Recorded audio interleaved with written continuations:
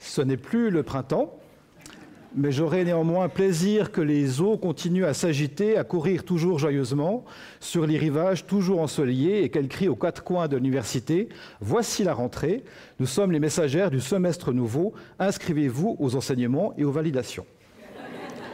Monsieur le vice-recteur, mesdames les vice-doyennes, monsieur le vice-doyen, chers collègues et membres de la faculté, chères lauréates, chers lauréats, mesdames, messieurs, nous allons procéder aujourd'hui à la récolte. Au moment où les étudiantes et les étudiants les plus remarquables de la faculté sont réunis pour recevoir un prix qui couronne leur parcours académique, nous pouvons aussi, décanat de la faculté, cueillir les fruits d'un labeur collectif et constant et prendre un petit peu de hauteur pour prendre nos fonctions, puisqu'il s'agit, comme vous le savez, d'un nouveau décanat, formé des professeurs Simone Soboron, Ekaterina Velmezova et de Léonard Burnand, maître d'enseignement et de recherche, que je remercie de leur présence ce soir, mais surtout d'avoir accepté de travailler avec moi au bon fonctionnement de cette grande maison qu'est la Faculté des Lettres. Depuis plus d'une décennie, la faculté est marquée par un essor très remarquable de la recherche en lettres et en sciences humaines de manière générale. Et ce décanat va chercher à valoriser tout le potentiel académique, tant scientifique qu'humain, qui constitue cette faculté. Vous savez que 3 grands domaines d'enseignement constituent cette faculté, et elles sont représentées d'ailleurs au décanat. Celui des langues, notamment, qui a connu des approches, des évolutions sensibles au niveau des approches dans la linguistique, par exemple, avec la sociolinguistique, la multimodialité, la DX6. Les sciences historiques qui sont, elles, approchées de plus en plus de manière culturelle. Et puis, après le décanat d'Alain Boyat, il n'est plus besoin d'évoquer le développement des humanités numériques. Vous le savez, cette mutation des méthodes doit beaucoup à l'interdisciplinarité qui constitue un des points forts de notre faculté. L'évolution a été très rapide dans ces méthodes, mais le comportement de la faculté et des chercheurs et chercheuses qui la composent a été en accord avec notre ethos, j'ai l'impression. Ces développements ont été accompagnés d'une mise à distance critique et cette évolution a été adaptée aux besoins des sciences humaines. En effet, pour nous, je crois, le changement de méthode n'est pas un but en soi, mais une conséquence d'une manière d'envisager ces fameuses approches. Pour revenir maintenant au décanat, au nouveau décanat, quelles sont les valeurs et quels sont les projets que nous espérons, que nous ambitionnons de développer durant les 3 prochaines années? D'une part, je tiens à souligner le fait que le décanat est paritaire, puisque nous sommes 4, donc ce n'est pas très compliqué, mais néanmoins, vous savez que 50% des femmes de la faculté, enfin 50% des professeurs sont des femmes de la faculté, c'est quand même un chiffre qu'il faut mettre en évidence. On ne peut pas trop se vanter puisque nous avons 2 tiers d'étudiantes et 1 tiers d'étudiants, donc l'effet de miroir n'existe pas encore, mais tout de même, nous sommes le seul décanat, à ma connaissance, paritaire dans l'université. Et la faculté peut être fière de ce résultat, je parle ici des femmes professeurs, qui témoignent d'une forme d'adaptation des carrières académiques en lettres. Et j'espère vivement laisser ma place de doyen dans quelque temps à une doyenne et non pas à un doyen. On y travaille. Le nouveau décanat est aussi polyglotte.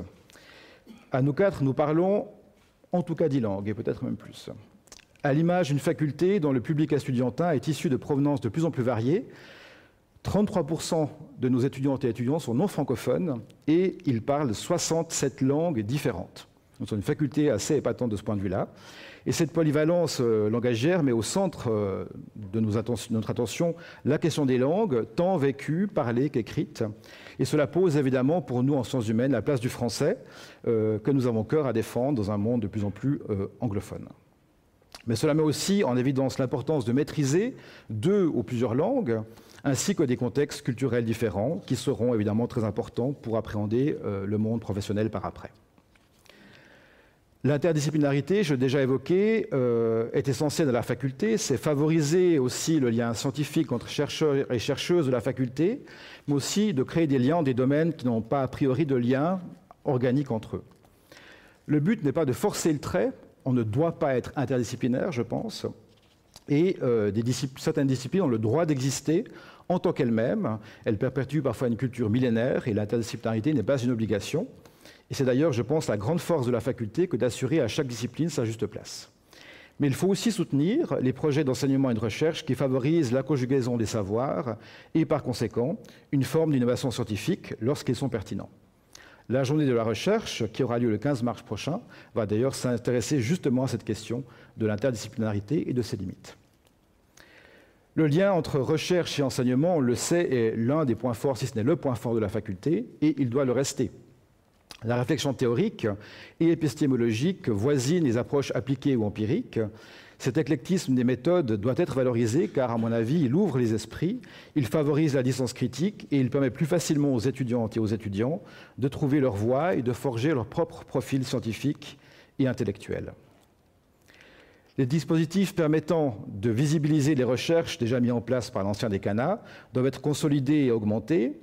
Il ne s'agit pas de communication ou de publicité, ce n'est pas ça le but. Il s'agit aussi de prouver, et peut-être d'abord à nous-mêmes, que l'université et la faculté des lettres n'est pas une tour d'ivoire fermée sur elle-même, mais de prouver aussi que notre produit scientifique, et je parle bien de produit, il faut l'assumer, est aussi accessible à un large public, loin des clichés habituels de l'intellectuel obtus.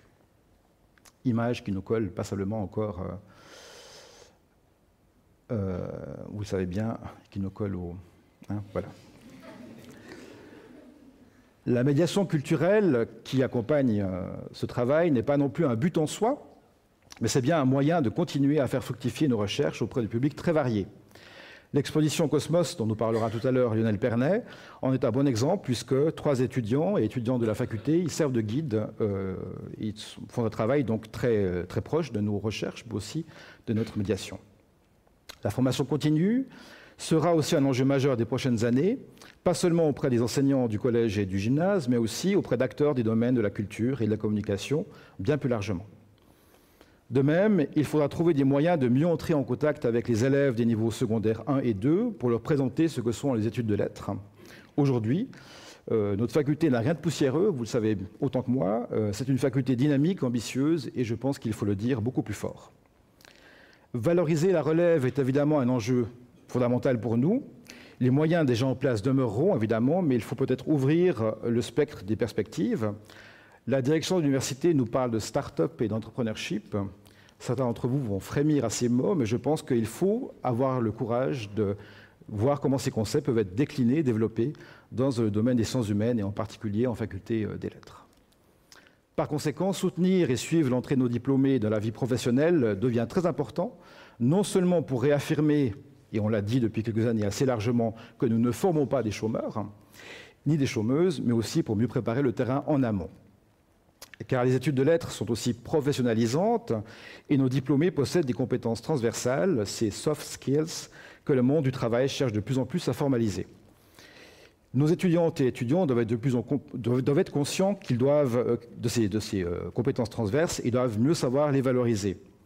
Nos diplômes sanctionnent un savoir normalisé, mais comment cerner et définir ces savoirs empiriques qui sont le fondement même de la pensée et de la rhétorique en sciences humaines? C'est un défi que nous devons relever. L'actuel décanat aimerait profiter de cette récolte pour prendre un peu de recul et donner à ce verger foisonnant qu'est la faculté des lettres des outils encore plus performants et lui permettre de choisir les fruits les plus mûrs. Pour le dire sans métaphore, le décanat aimerait que chaque étudiante, chaque étudiant, mais aussi chaque enseignante et chaque enseignant soit fier de son appartenance à la faculté des lettres et que toutes et tous contribuent à faire rayonner son dynamisme et ses innovations et que chacun et chacune soit conscient du bonheur d'être chercheuse et chercheur en sciences humaines. Ce bonheur qui est, selon Aristote, le souverain bien, celui qu'on recherche pour lui-même et non en vue d'un autre. Je pense que cela compte aussi.